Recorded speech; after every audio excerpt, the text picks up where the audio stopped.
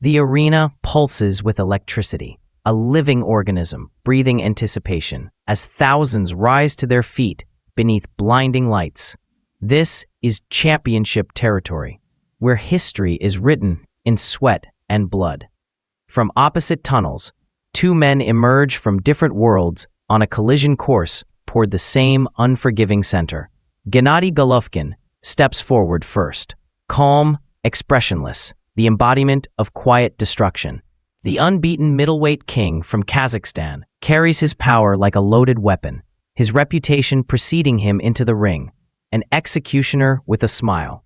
Across from him walks Martin Murray, built not from legend, but from survival.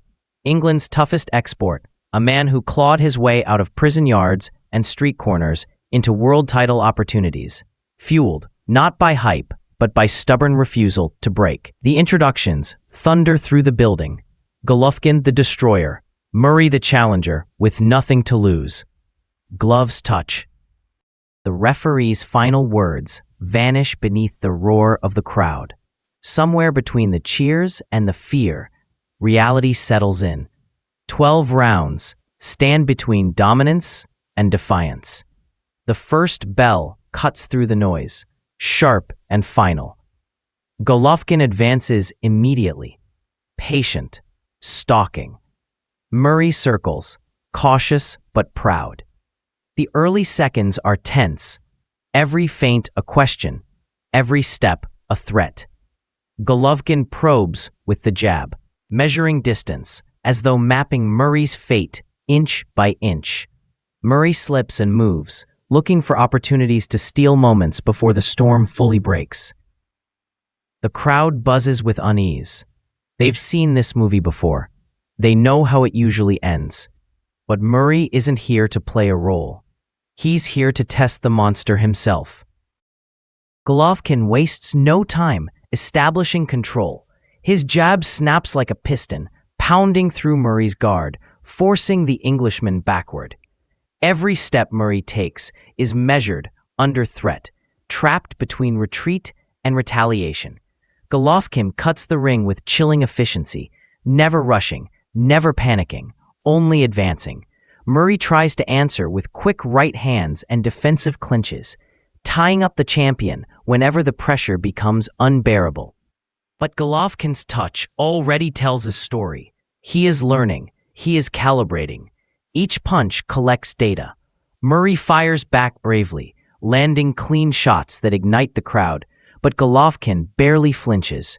His chin absorbs the impact with indifference, his eyes never losing focus. This is not a reaction, it is a warning. The pace intensifies. Golovkin begins alternating levels, stabbing to the body, then snapping hooks upstairs. Murray dips and weaves, showing clever defense and survival instincts, but every escape costs energy. A right hand from Golovkin thuds into the ribs with a hollow sound that silences the arena for a split second. Murray exhales sharply. That was not just a punch. That was a mortgage payment to the future.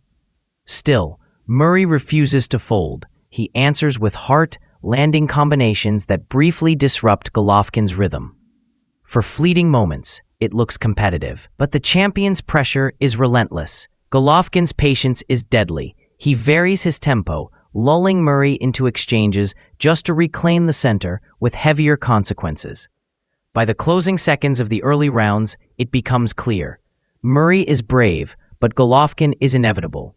The crowd senses the shift. The storm is building, and Murray is now standing inside it. By the middle rounds, Golovkin transforms from hunter to executioner. The jabs become heavier. The hooks find flesh with terrifying consistency. Murray's guard tightens higher and higher as his body becomes the target. Every thudding rib shot steals air. Every uppercut lifts his head against his will. Golovkin smiles briefly through the assault, not in mockery, but in satisfaction. He has found the key. Then it happens. A brutal left hook to the body lands with perfect placement. Murray's knees betrayed him as pain explodes through his torso. He drops to a knee, gasping for air, the sound of impact still echoing through the arena. The champion peers down at him, calm and unhurried. This is where most stories end, but Murray rises, defiant, desperate, still standing. Golovkin charges in, seeking the finish, unloading with ruthless intent, uppercuts, hooks, straight rights crashing through Murray's defenses. Murray staggers along the ropes, using every ounce of will to stay upright. The crowd rises in disbelief. He's hurt. He's fading, but he refuses to disappear. Golovkin, methodical as ever, does not rush recklessly. He resets, reclaims the center, and returns to the body. Another crushing uppercut snaps Murray's head back. Blood spills from the challenger's nose, streaking his face like war paint. The punishment is now systematic. Golovkin is dismantling the machine piece by piece, yet somehow, against logic, against probability, Murray remains on his feet when the bell rings. The crowd doesn't cheer. They exhale. What they just witnessed was survival at championship speed. Rounds bleed together in a blur of violence and resistance. Golovkin's punches no longer ask questions, they issue commands. Murray's body begins to speak its truths through labored movement and delayed reactions. His corner pleads for urgency, for miracles, for answers that no longer exist. Every time Golovkin steps inside, another piece of Murray's defense fractures. The bodywork continues to hollow him out. The uppercuts carve upward through exhaustion. A colossal right hand in the later rounds sends Murray airborne, his body nearly horizontal as he crashes to the canvas. The arena erupts in disbelief. Somehow, impossibly, he rises again, his eyes glassy, his arms heavy, but his spirit untouched. Golovkin watches with quiet respect. There is no anger in his pursuit now, only professional finality. The champion presses forward, snapping jabs between thudding hooks, forcing Murray backward with every breath.